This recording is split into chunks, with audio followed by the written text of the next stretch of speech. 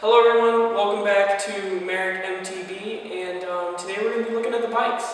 1, 2, 3, funk it. My darling, I love you, I love you, I love you, I love you, I love you, I love you, I love you, I love you, I love you, I love you. So here I've got my specialized Stumpjumper.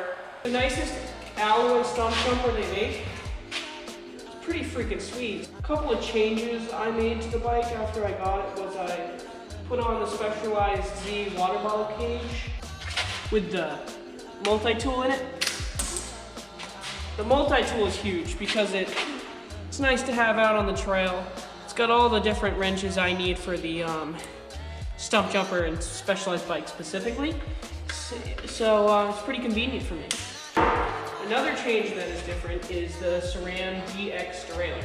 So the bike normally comes with an NX. Specialized had a couple derailleurs that were like duds and they just didn't work. And so mine and my dad's bike had to go get warranty.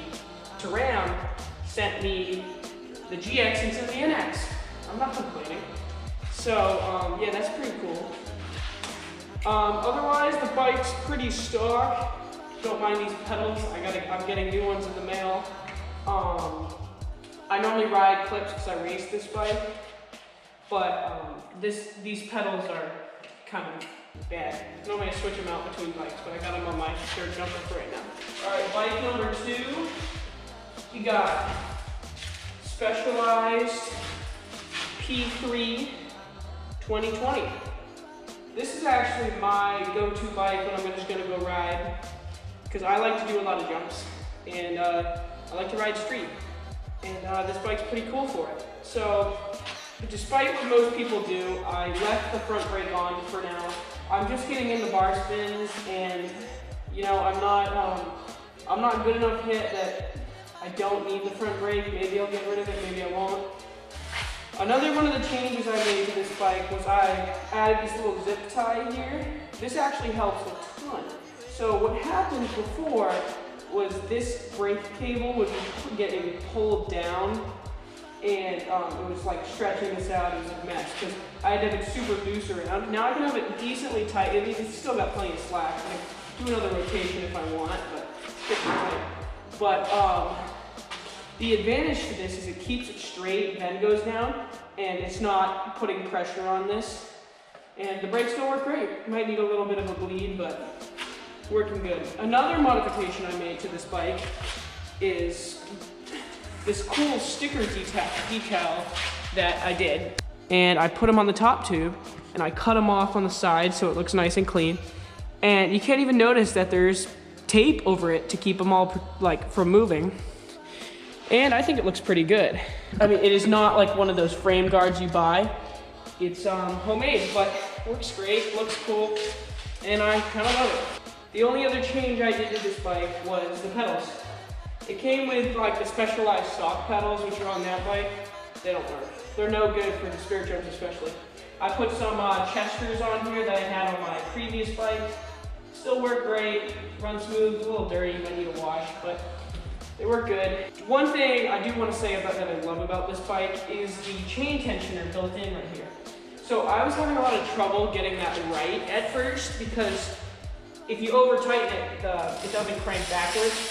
Works great now, and before I had it too tight and the wheel would only spin for like a certain amount of time.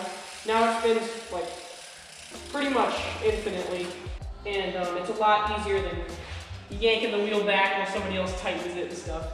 It's definitely convenient. You just gotta get the hang of it. Oh shoot, I forgot. New front rim. So what happened was the spokes got loose, which just happens on DJs after a while. They got really loose, and I hit a jump and I fell sideways. And what happened was the rim toppled basically. It was all wobbly and stuff. It wasn't good.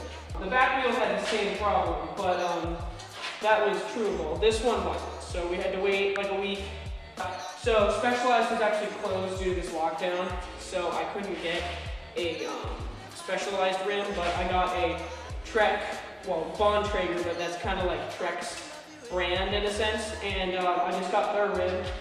Works great. I like the little stickers. I mean, I don't know. It kind of looks cool when you spin it, I guess. But yeah, it's pretty sweet. This is my favorite bike out of the two, even though it's not the nicest. But I really like it. It's really fun. All right, guys. Thanks for watching. I really appreciate it. Be sure to subscribe and like and comment, do whatever you need to do. But this is my 2020 bike check, and thanks for watching. I love you.